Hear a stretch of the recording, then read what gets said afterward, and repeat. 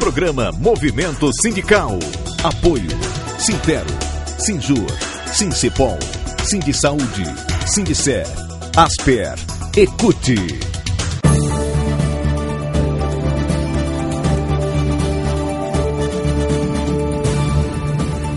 Programa Movimento Sindical.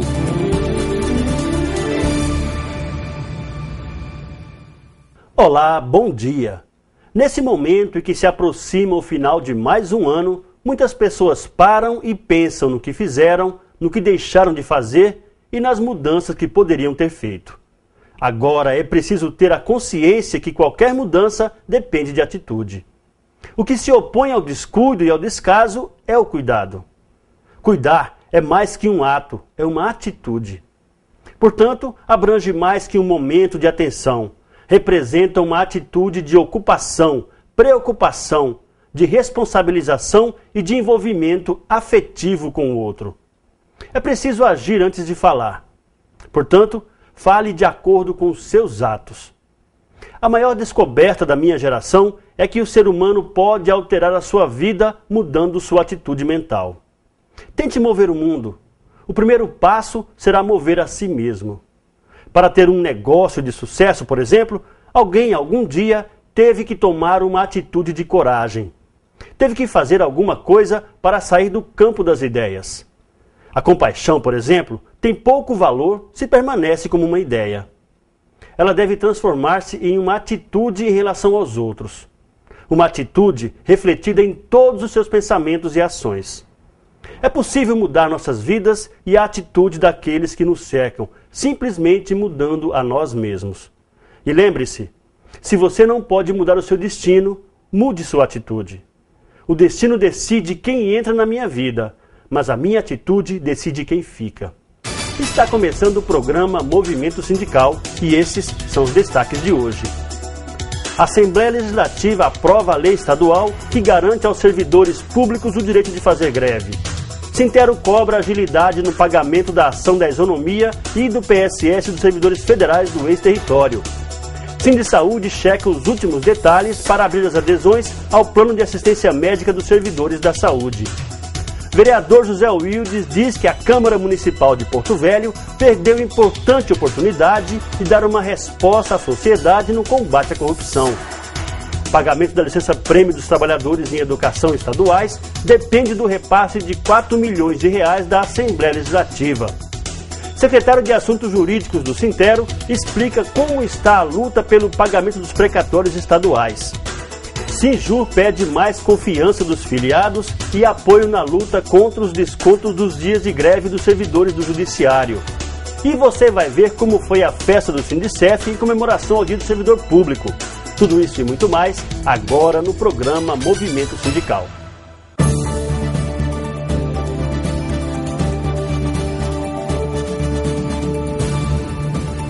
Programa Movimento Sindical.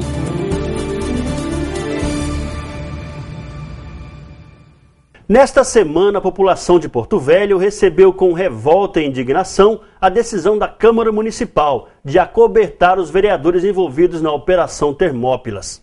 Foi criada uma comissão para apurar os envolvimentos dos vereadores com uma organização criminosa e a conclusão foi que 5 vereadores quebraram o decoro parlamentar.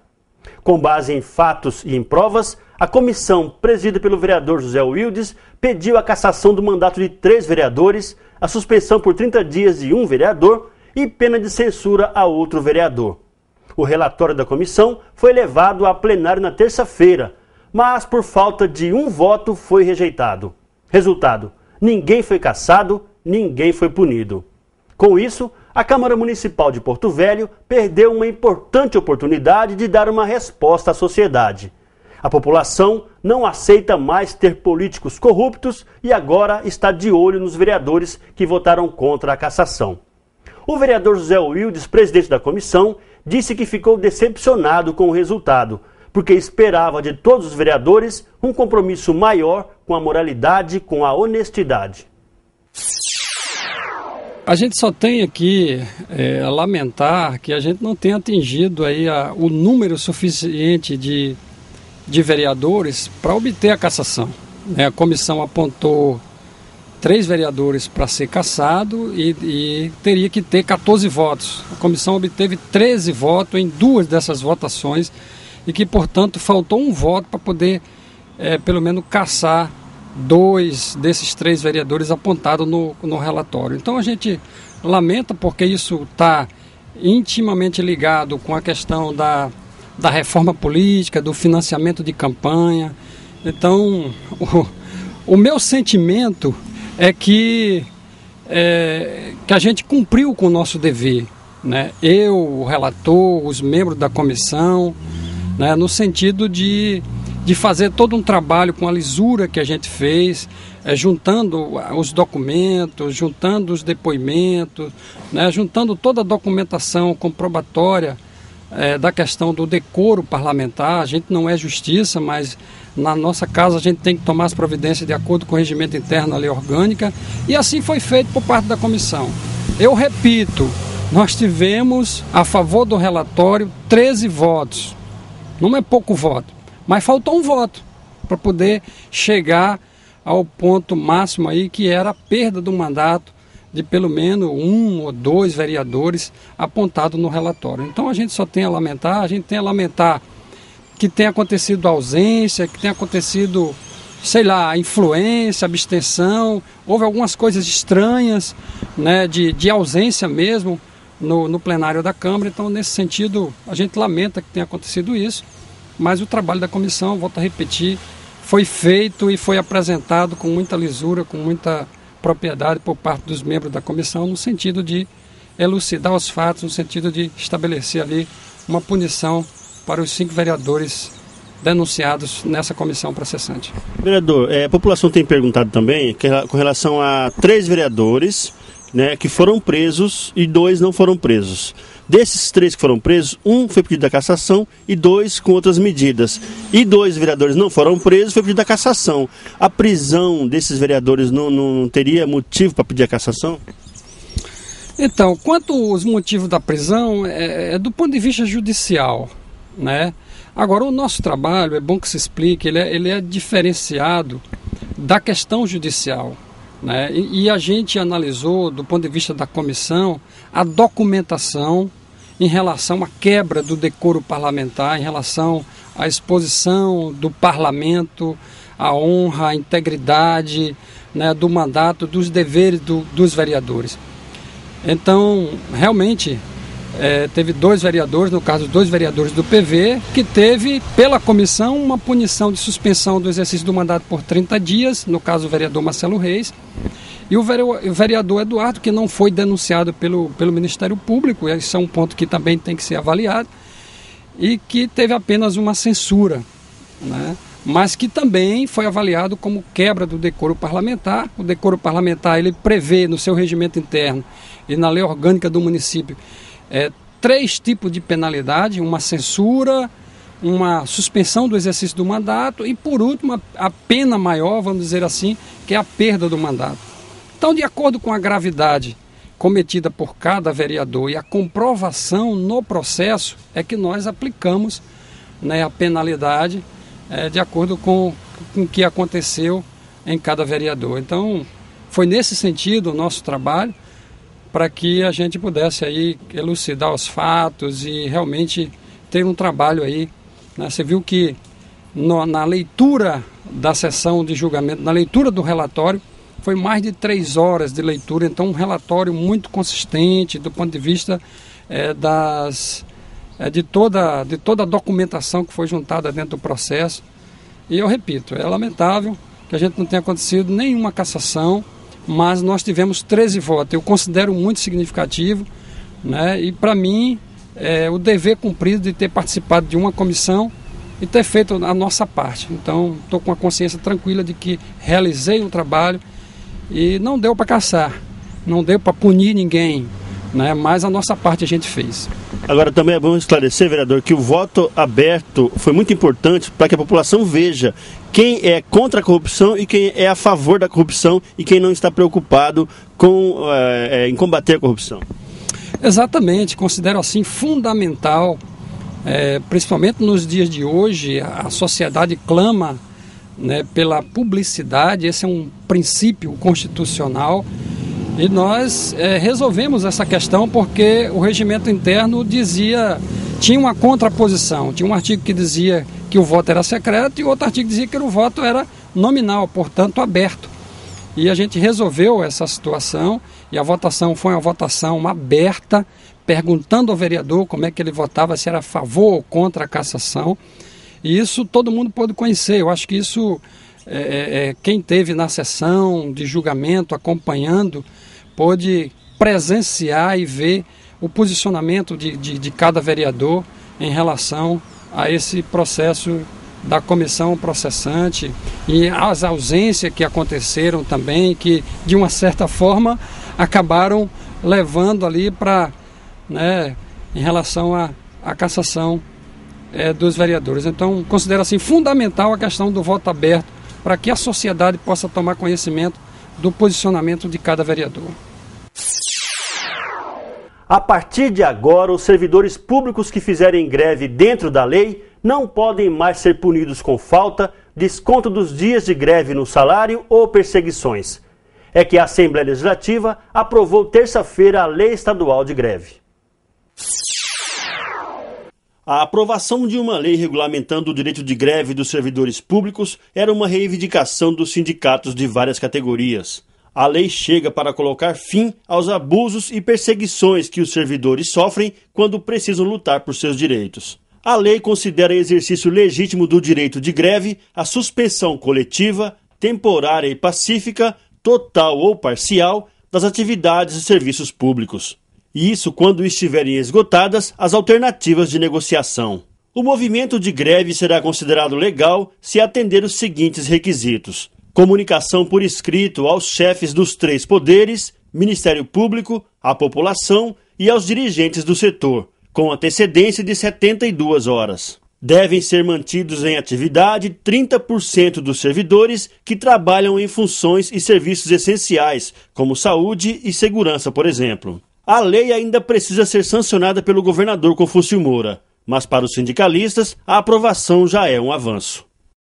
Essa é uma lei que vem beneficiar os servidores públicos, né? E mesmo que seja uma lei que beneficia os servidores privados, mas por analogia nós temos o direito de usar essa lei. Então eu fico muito feliz, os sindicatos estão amparados, né, juridicamente, para que, se precisar, né, fazer um movimento grevista, nós já estamos amparados por lei e nossos direitos mais garantidos. A aprovação dessa lei vem justamente estabelecer um norte. Nós temos aí a omissão no Congresso Nacional dessa lei, né, que trará um benefício para o trabalhador toda vez que ele se enveredasse num período de greve.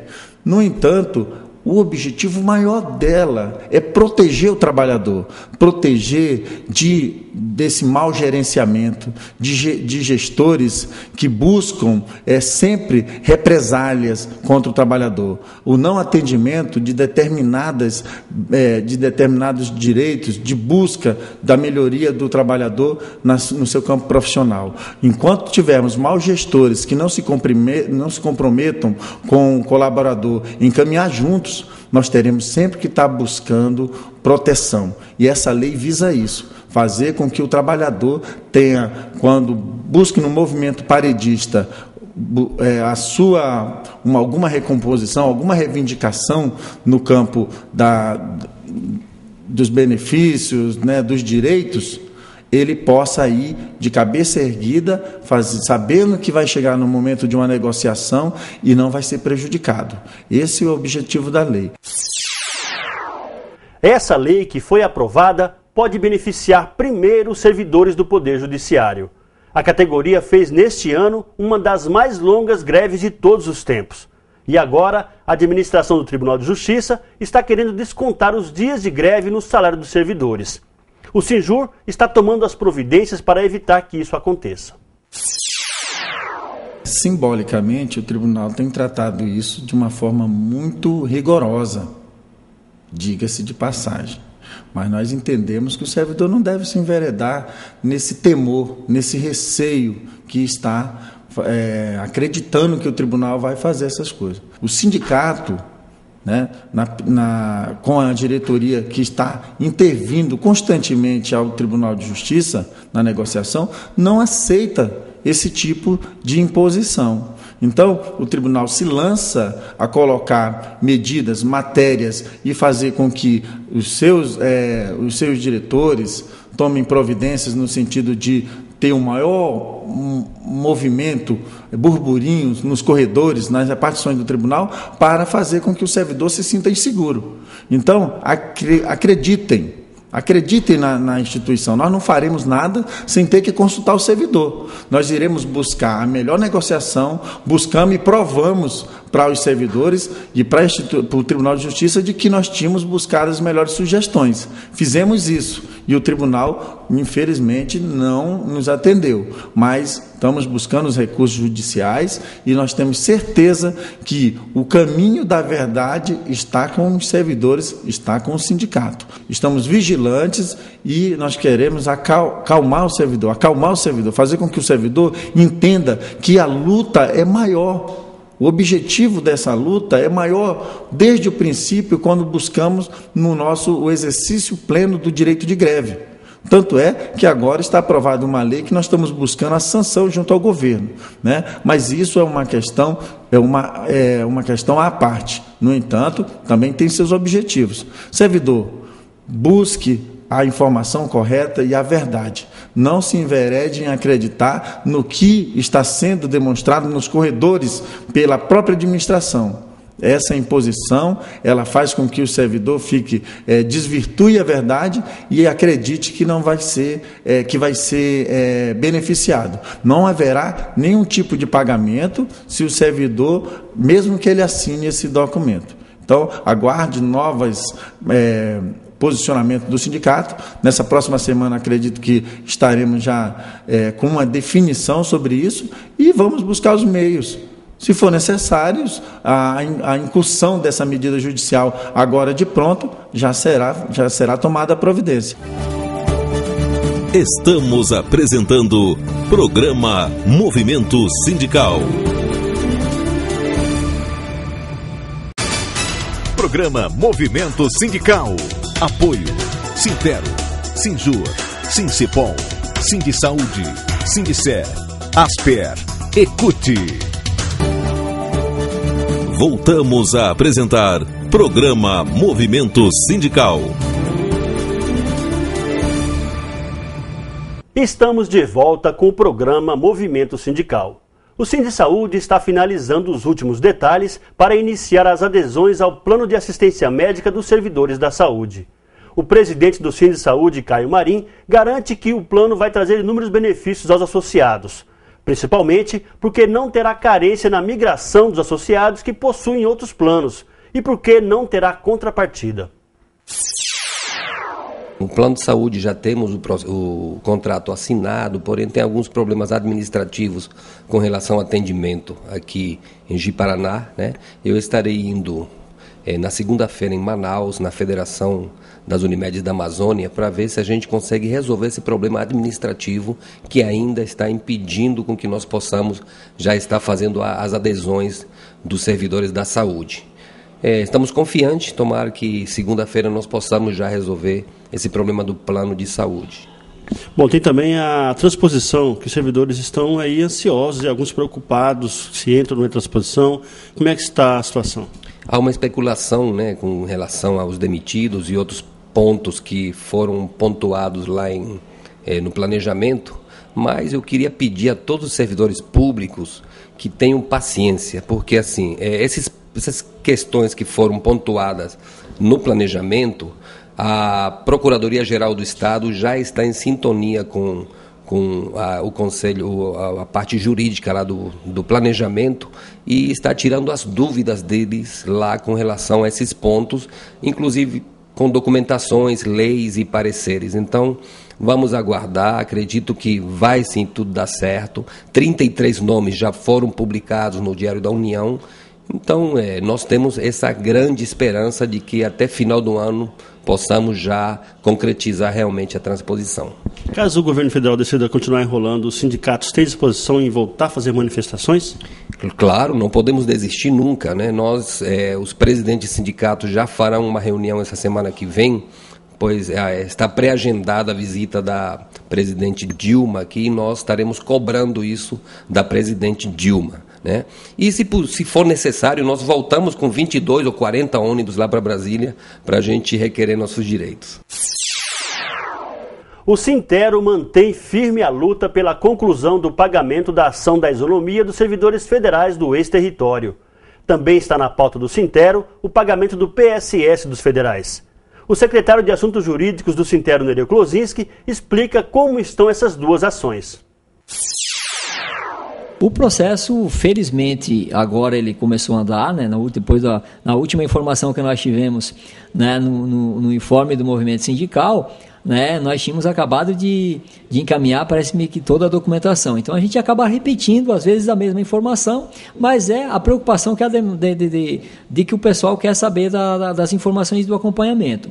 Dizer para os filiados que o Sintero espera, né, que agora o processo comece a andar, né? Pelo menos o CNJ fez a parte dele, fez o relatório, o Sintero fez a parte dele, apresentou todos os relatórios solicitados pelo juiz da segunda vara do trabalho, e a expectativa que nós temos agora é que seja resolvido, né? E o que é ser resolvido? É a pendência que nós temos ainda. Algumas pessoas não chegaram a receber a multa, que são os técnicos administrativos, e o processo em si, né, dos técnicos administrativos, o valor do retroativo de 87 a 92. Então, essas são as expectativas que nós temos, né, para esse processo da isonomia. É claro que dentro do processo da isonomia, né, e que hoje ele tramita de forma separada, né, dos professores, é a questão do imposto de renda, né, que foi um valor que foi depositado na Justiça Federal. Existem ações do Sintero e do Sindicef, então nessa ação a gente atua em conjunto, né, mas também, né, quando se vai no processo judiciário, você não pode dar uma previsão, você não pode dar uma resposta de quando que vai acontecer isso ou aquilo. Então, o que a gente diz para o nosso filiado é de que o Sintero está acompanhando efetivamente e, sem dúvida nenhuma, espera que isso seja resolvido o mais rápido possível. O PSS, nós tínhamos uma determinação já da Justiça Federal de março do início desse ano de determinação de expedição de RPV e, infelizmente, né, com alguns recursos da Advocacia Geral da União, que quando é o Sintero acaba sendo condenado, mas parece que da União, né, os processos, né, com um objetivo, pelo menos na nossa avaliação, único e exclusivamente para ganhar tempo, o dito recurso protelatório, né, mas a AGU ainda está ganhando esse tempo. Então, nós não temos uma data, né, em relação a isso. A gente está acompanhando, cobrando, né, de todas as formas, questionando os recursos da Advocacia Geral da União, que são apenas protelatórios, mas dizer para o filiado que não dá para a gente ainda dizer uma data definitiva, mas dizer para o filiado, né, que nós estamos efetivamente acompanhando, né, se não a cada semana, a cada 15 dias, para ver como é que está o trâmite do processo, tentando buscar uma resposta o mais rápido possível. Nós também conversamos com o professor Nereu Klozinski sobre a situação dos trabalhadores em educação estaduais. Eles cobram principalmente o pagamento da licença-prêmio em pecúnia e o pagamento dos precatórios da ação do salário mínimo. O precatório do salário mínimo, né, teve essa situação da lei aprovada em que as empresas poderiam quitar dívida com o precatório, e daí algumas pessoas poderiam até vender, né? Infelizmente, eu não sei se felizmente ou infelizmente, mas a gente pôde perceber que não houve uma procura por parte das empresas de quitar suas dívidas junto ao Estado. Então, é uma situação que foi aprovada, mas não deu encaminhamento, pelo menos do ponto de vista concreto e prático, para resolver um bocado de precatórios, mas a gente diz para o pessoal o seguinte: o Sintero está acompanhando, né? Tem os processos de forma individual, por idade ou por algum tipo de doença que estão sendo liberados, mas a preocupação maior nossa, né, já que esse o Estatuto do Idoso garante, né, mas nós estamos acompanhando a outra situação. Então, dizer novamente para o pessoal que nós solicitamos, né, que o processo seja desmembrado e transformado em RPV. O que é isso? Requisição de pequeno valor, que você poderia quitar de forma individualizada, isso o Tribunal de Justiça diretamente pagando para as pessoas, né, o precatório, porque é o valor do pessoal da educação, pelo menos em quase sua totalidade, é menor do que o valor máximo permitido para pagar através da requisição de pequeno valor. Já nós temos julgados, inclusive já de Rondônia, favorável a esse tipo de decisão em outros processos.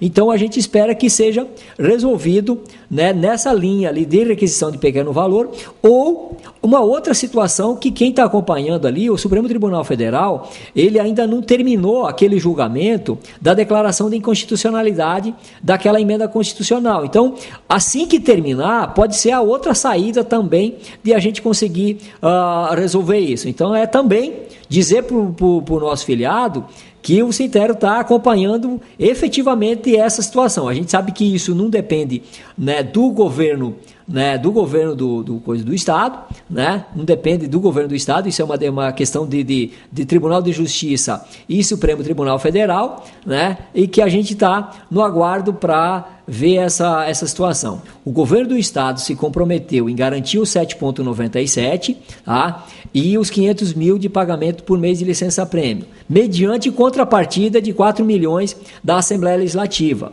Claro que os 4 milhões era mais para pagar os 7,97. Porém, a Assembleia tinha que repassar esse dinheiro para o Executivo, esse compromisso. O que está ocorrendo? Diante da Assembleia não ter repassado ainda o recurso, o governo do Estado está alegando que ele está pagando o 7,97 e que não está conseguindo pagar a licença-prêmio em pecúnia, justamente por isso. Então, a negociação, nós sabemos que não era para a licença-prêmio em pecúnia, a negociação era para o 7,97. Como o 7,97 está sendo cumprido, está tendo que cumprir, a SEDUC está alegando essa situação. Então, a gente vai cobrar uma posição do presidente da Assembleia, né, que já teve já teve esse compromisso assumido, esteve o seu representante, o vice-presidente Maurão de Carvalho, esteve em todas as nossas reuniões na SEDUC, que fechou essa situação. Então a gente espera na próxima semana ter uma definição clara em relação à Assembleia Legislativa do compromisso que ela fez com o sindicato, com os trabalhadores, para o repasse desse valor, para que a gente possa ter efetivamente, então, o cumprimento de todos os itens em relação à negociação ainda da greve, porque esse da pecúnia ainda continua amarrado. Conforme prometeu aos filiados, o Sindicef promoveu uma grande festa para comemorar o Dia dos Servidores. A festa foi adiada por causa da reforma no Centro Cultural do Sindicef, mas valeu a pena. O Centro Cultural do Sindicef em Porto Velho foi cuidadosamente preparado para a festa. Além do Dia do Servidor, o evento também comemora o aniversário de 24 anos de fundação do Sindicef. Os filiados, familiares e demais convidados se sentiram à vontade. O anfitrião foi o presidente do sindicato, Daniel Pereira. Ele abriu a festa com a premiação aos vencedores de um torneio de futebol, troféus e medalhas para o time campeão, melhor goleiro e para o artilheiro do campeonato. Em seguida, o presidente do Sindicef fez uma homenagem aos funcionários do sindicato, em reconhecimento pela dedicação e pelo trabalho realizado no dia a dia. Depois começou o sorteio de mais de 60 prêmios, entre eles jogos de panelas, fornos micro-ondas, notebook, TVs de LED, geladeiras e uma moto. Vamos lá. É o colega que deu o número 306. 758. Foi contemplada. A diretoria do Sindicef trabalhou bastante para a realização da festa com a certeza de que vale a pena. Foi um grande desafio para a gente. É como você vê, aqui dentro de mais ou menos umas 1.500 a 2.000 pessoas. Foi muito trabalhoso pra gente, mas graças a Deus, tudo que é pro servidor, a gente faz com carinho, com amor. E deu tudo certo, graças a Deus, era isso que a gente queria. Mostrar a festa do servidor com mais de 60 prêmios e a festa dos 24 anos do nosso sindicato. Então, graças a Deus, cumprimos a nossa meta esse ano. E parece que os servidores estão gostando, né?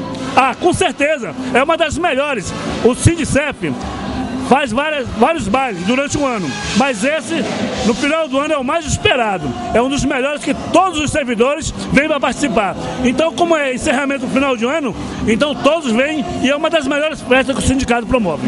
É um prazer para nós fazer isso para os nossos filiados. Todo ano a gente tenta fazer algo melhor e a gente, graças a Deus, tem conseguido. E hoje, inclusive, a gente tem que agradecer principalmente a Deus, porque nós já estamos no mês de novembro, um mês de muita chuva e tudo correu perfeito, o tempo perfeito, um clima ótimo, né? Os filiados vieram, nós estamos satisfeitíssimos. Esperamos que os filiados sejam tão felizes quanto nós estamos por ter feito esse evento junto com eles. Além do Dia do Servidor, também estamos comemorando os 24 anos do Sindicef. O que significa todo esse tempo, toda essa luta? Pois é, são 24 anos de conquista, de luta, de presença, de compromisso e de muita garra, né? Nós estamos fazendo esse evento hoje aqui, mas começamos no dia 28 de outubro lá em Guajará. Hoje estamos aqui, o dia 9 de novembro, de novembro, foi feito em Cacoal. Amanhã, dia 15 de novembro, será feito de Paraná e ainda vários outros municípios ao longo do estado de Rondônia. Então nós estamos comemorando esses 20 anos com muita garra, com muita luta, esses 24 anos, porque ele é fruto de compromisso de cada companheiro que contribui com o nosso sindicato. Parabéns a todos os filiados do Sindicef. Depois do sorteio de brindes, a festa ganhou mais animação ao som da Orquestra Tropical.